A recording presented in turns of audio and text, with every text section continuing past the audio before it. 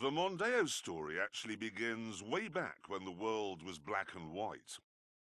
With this, the Ford Cortina.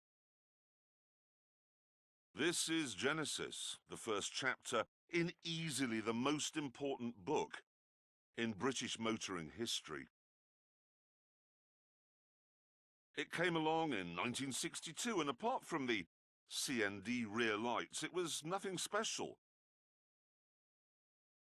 It wasn't revolutionary like the Mini, it was just an ordinary family saloon. Ford therefore decided that to put it on the map, they'd mount an assault on the world's racetracks, which meant creating a high-performance version, the world's first ever fast Ford. And this is what they came up with.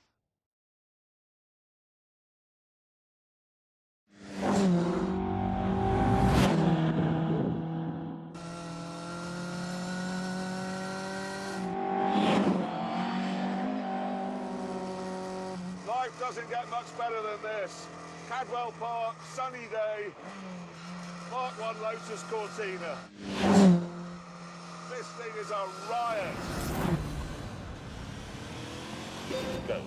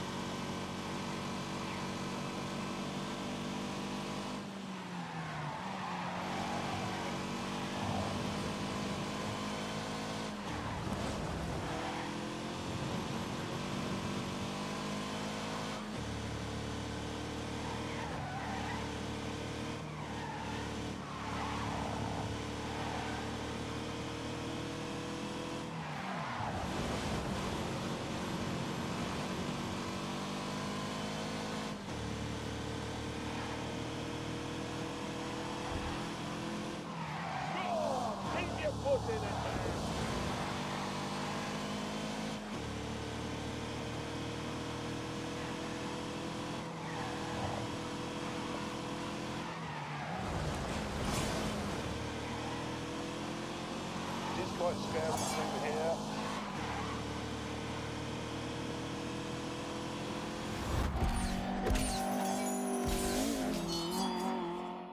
It had a revolutionary twin-cam 1.6-litre engine, which sounds like a murder of mad bees.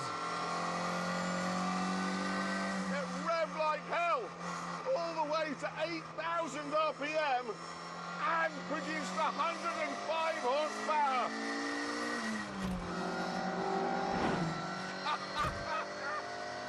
Oh, wow! The result was some spectacular performance. The road cars would do 108 miles an hour, and in race trim, that shot up to 145. That was the stuff of spaceships back then. And best of all, if you were really on it, it would lift the front wheel in the corners. On the downside, it didn't stop properly, and there was very little grip. So it was an oversteer mentalist. No.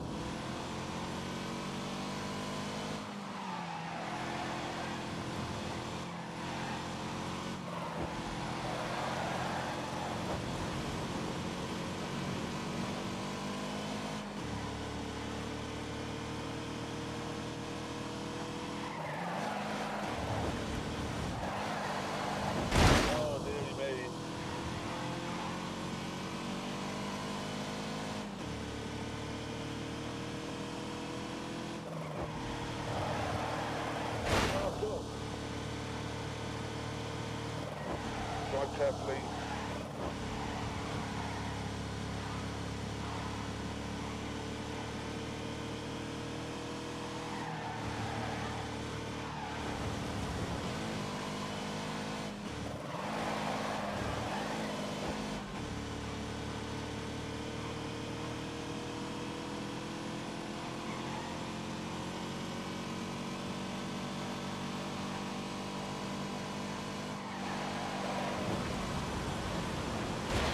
God's sake.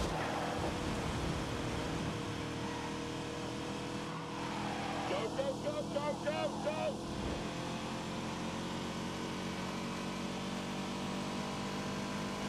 It was also astonishingly brittle. Autocar magazine ran one for a year, 29,000 miles, and in that time, it needed 6 rear axles and 3 sets of rear suspension, and probably a whole load of new half shaft as well, because they were made from chocolate. But it didn't matter, because the Lotus Cortina wasn't designed to last a lifetime. It was designed to last about 40 minutes, because that is how long a race lasted. Back in the early 60s, saloon car racing in Britain was just about the most exciting motorsport the world had ever seen. Go. Coming close. Oh, really? Hang on. Right, onto the straight.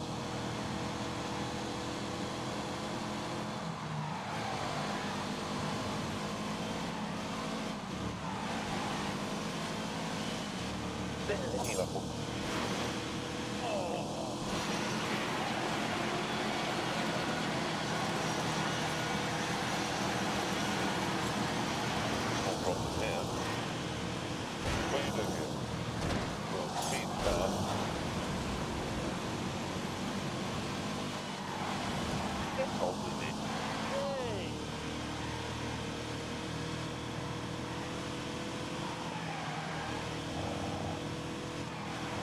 That is not looking good. I hate you. What?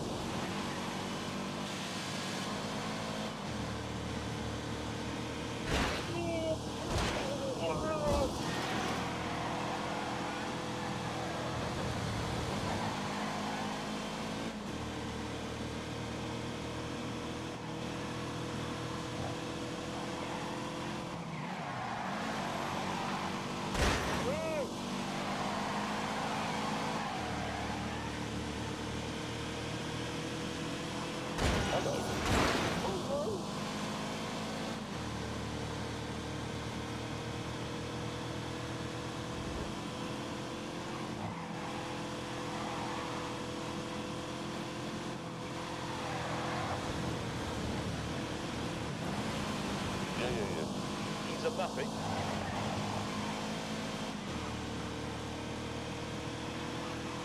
For heaven's sake, I beg them, drive fast. Oh, look at that for a tidy line.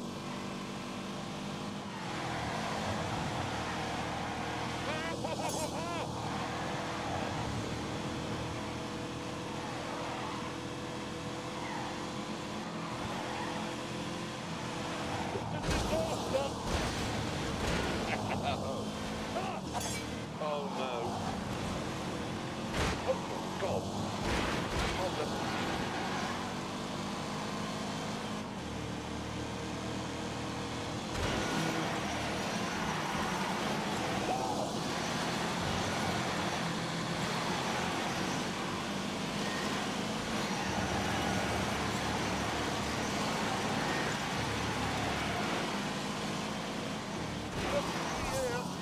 This is staggering.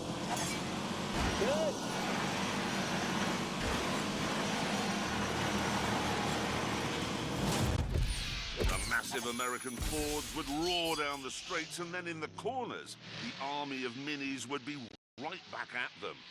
It was beautiful, snarling chaos.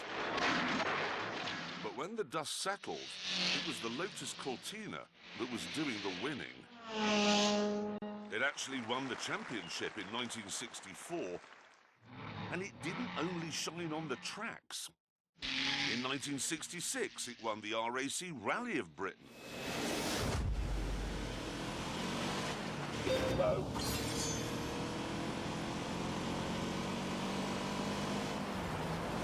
Oh.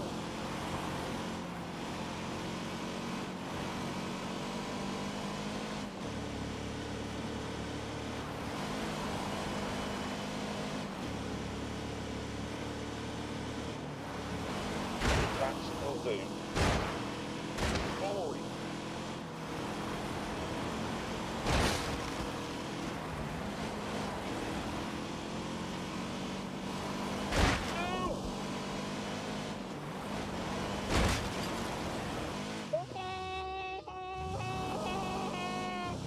How did that happen?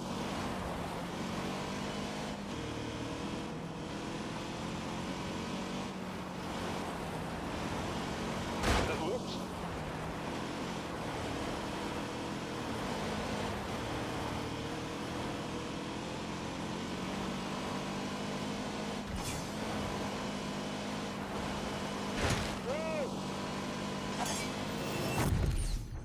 At this point in history, rationing had only just given way to the Rolling Stone.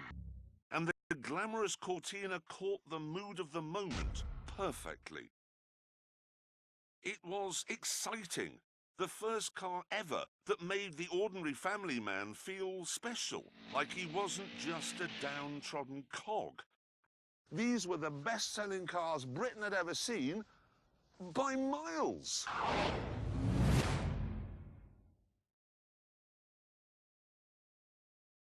You joined me in Doncaster, outside my old school.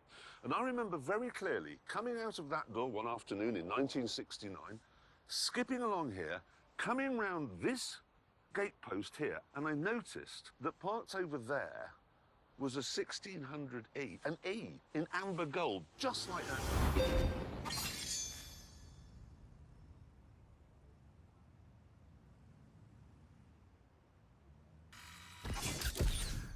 And in it was my dad. And that was impossible. I can still remember now, vividly, how I felt. My knees actually buckled. The hairs on the back of my neck are rising now in exactly the same way as they did on that autumn day 50 years ago. I can also remember the enormity of the hug I gave my dad because I was just so proud of him. I mean, he had an E. An E stood for executive. My dad had a 1600E. And that meant he was better than the Duke of Edinburgh. A few years later, in South Wales, another young boy called James May went through the exact same thing. I was at my mate Andrew Jones's house, just up the road from ours, when his dad came in and said that my dad had just arrived home and he had a new car. So I went outside, and there, parked next to the curb, was a brand new Cortina GXL. And I thought, well, that can't be my dad's new car.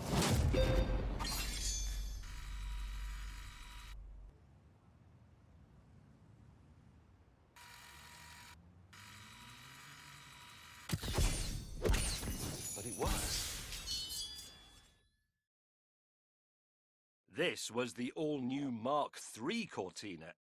And because it was the GXL model, it had chrome strips on the grille, and a vinyl roof, and 4 auxiliary dials that were angled towards the driver. It also had something called a rev counter, and I'd never seen one of those before. But when I looked at it, I suddenly became aware that my body could produce semen. Unfortunately, not all children in Britain were as fortunate as James and me, because some of them were born in Birmingham.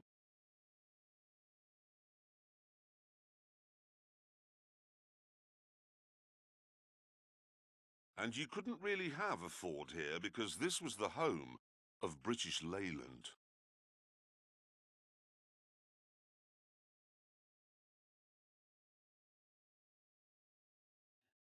I grew up here on this street, and I remember the day my dad came home with our new car.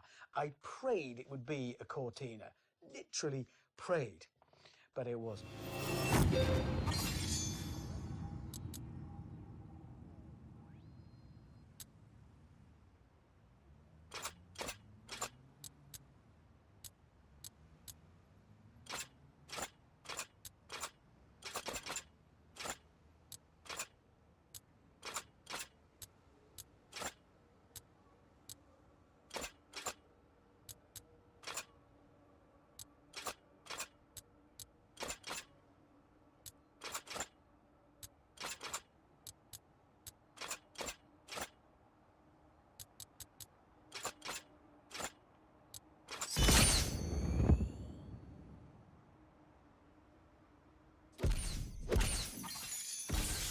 What it was a shoulder-sagging bag of disappointment called the Austin Allegro Estate. It doesn't even have 4 doors. What was my father thinking? Why did he do that to us? I fell to my childish knees, threw my head back, and I howled at the sky. Because my dad had the GXL, he got the brake servo and the alternator as standard. I'm sorry to keep banging on about this GXL thing, but my mate Lonnie, his dad only had an XL, so he was scum. Go!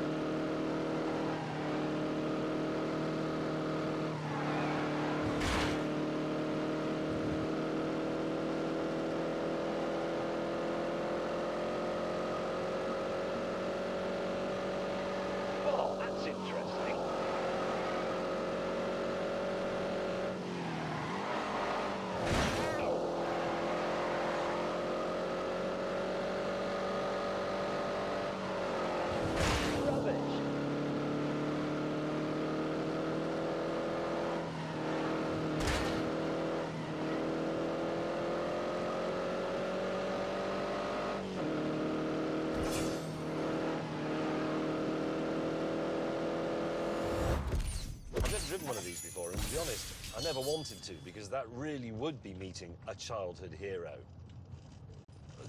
I love it, though. Thanks, even better now, can't you? What about this one? That's it. Outside of Birmingham then, everyone, young and old, was in love with Ford's four-door saloon. Because of this love affair, Ford sold a Cortina somewhere in Britain every 47 seconds. In 20 years, they sold 2.6 million of them.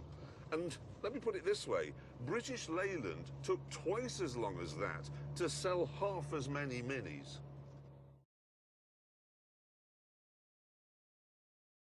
The Cortina then had become a part of the fabric of Britain. It was the nitrogen of our existence. But on the 22nd of July, 1982, Ford pulled the plug. And that was the end of that. Sad story, of course. Well, it's a great story. It goes on. You feel better? Yeah.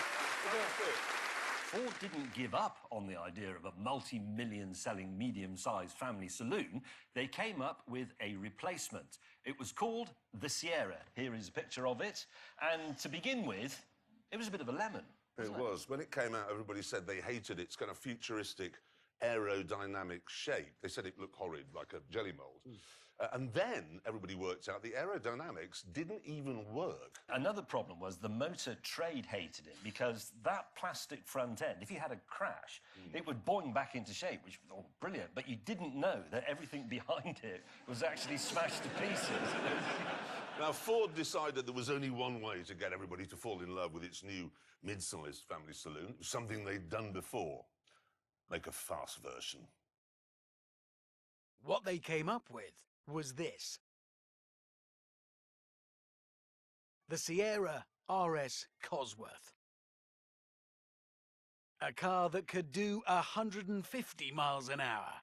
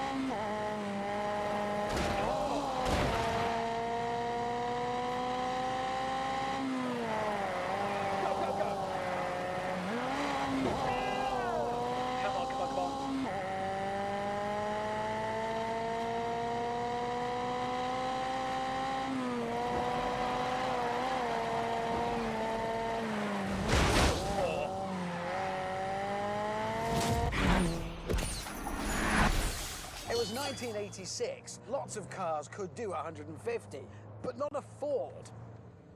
That was madness. BMW and Mercedes could not believe it. This was the gardener coming into the parlour and kicking the Baron's teeth out.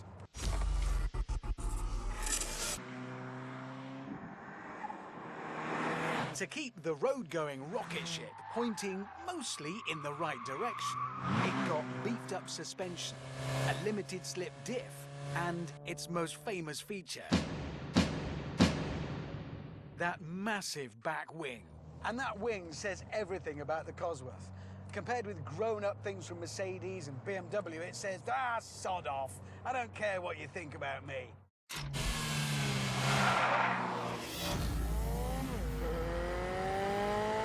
We're off.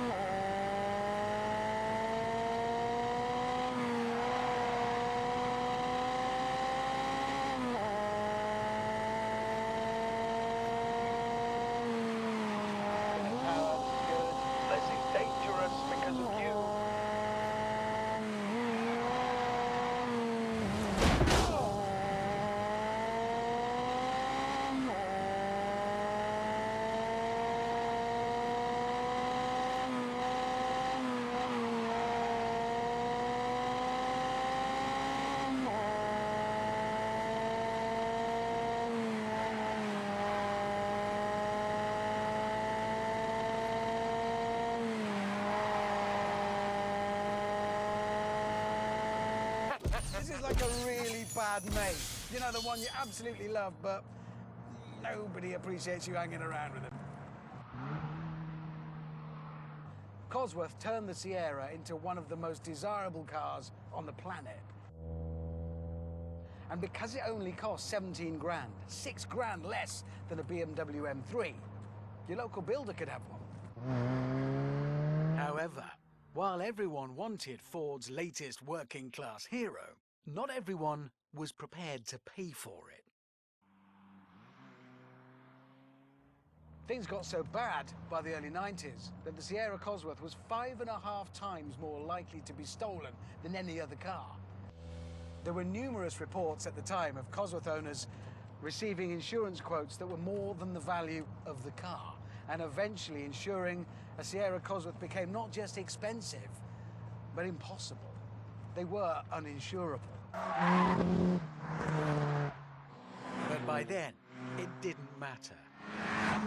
The Sierra Cosworth had done its job, just as the Lotus Cortina had done 25 years earlier, by making an ordinary family saloon seem impossibly cool.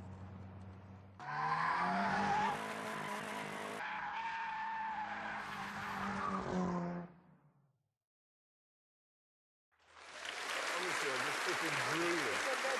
Absolute legend, drooling watching. We must now find out how fast the... Let's see if I can still pronounce it properly. The Culzer. Yeah, I still Yeah, got that's it. good. That's it. Yeah. The Culzer. You know what I mean, the Culzer. Let's see how fast it goes around the Ebola drone.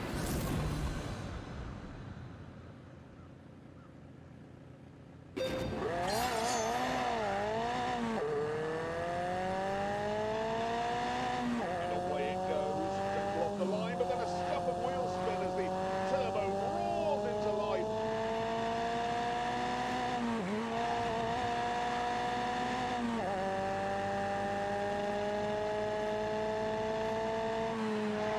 Driving it like it's stolen.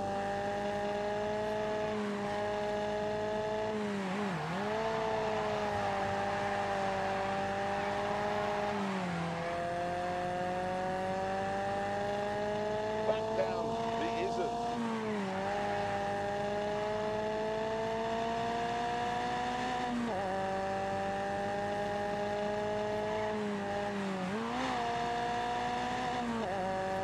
Very hard braking, Gold Lady's house. Back on the power of the blast to substation.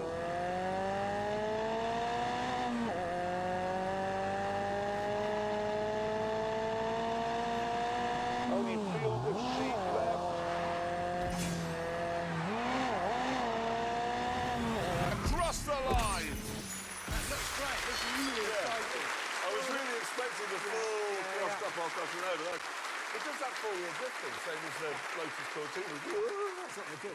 Anyway, let's see now how quickly Abby got it round the Ebola drome, shall we? Let's find out the time. Oh, quicker than I thought. What? Well, it's faster than a Lamborghini. I told you that thing was slow. It's actually slower than a Ford Sierra.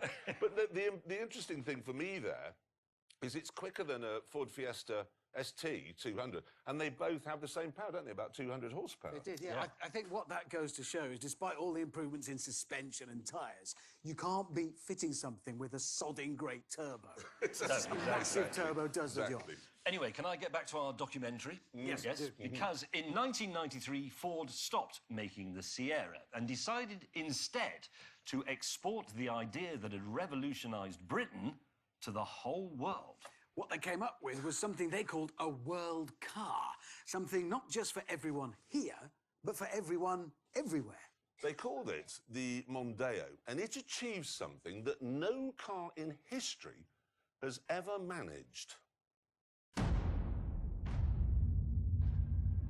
Over the years, Richard, James and I have driven almost every car ever made. We've waxed lyrical about many of them, drooling over their styling or their handling.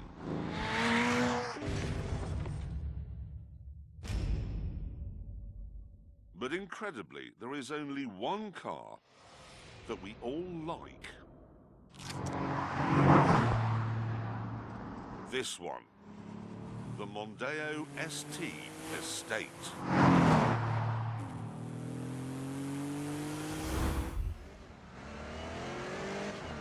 Go!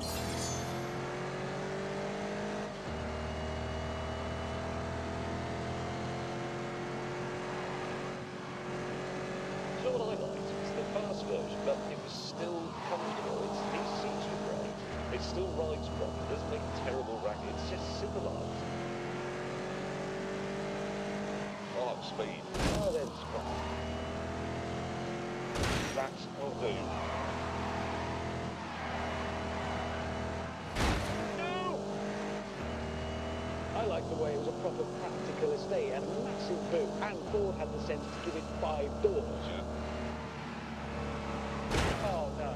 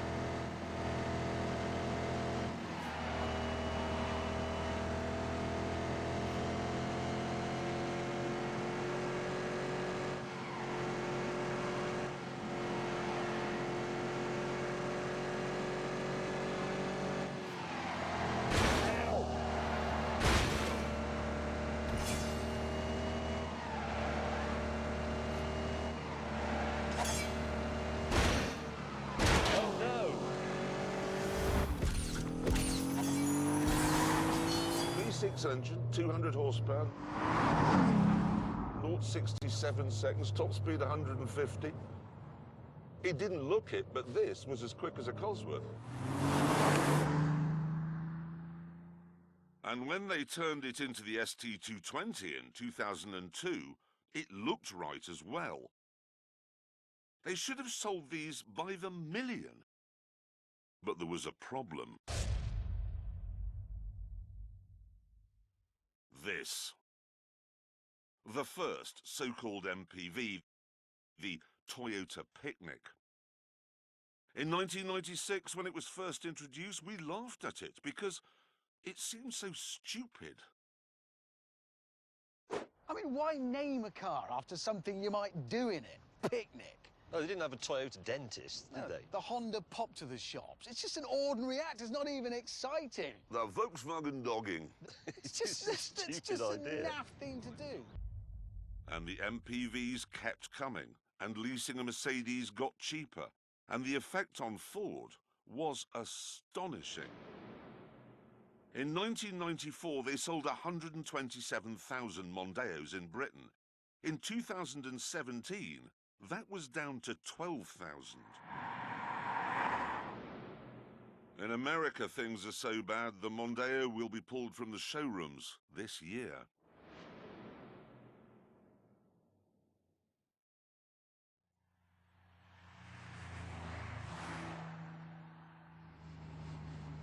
And it's predicted that soon after that, it'll go from the rest of the world as well. And when that happens, Britain will have lost much more than just a car. The Mondeo was never fancy or spectacular. It never won Le Mans. It was never awarded a Nobel Prize. It didn't write The Grapes of Wrath. It was just your mate, someone you enjoyed going to the pub with.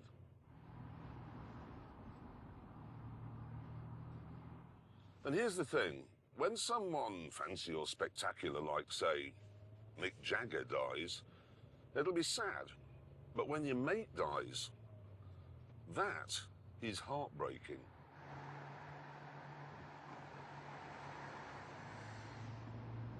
So, to give this car the send-off it deserves, we've booked Lincoln Cathedral.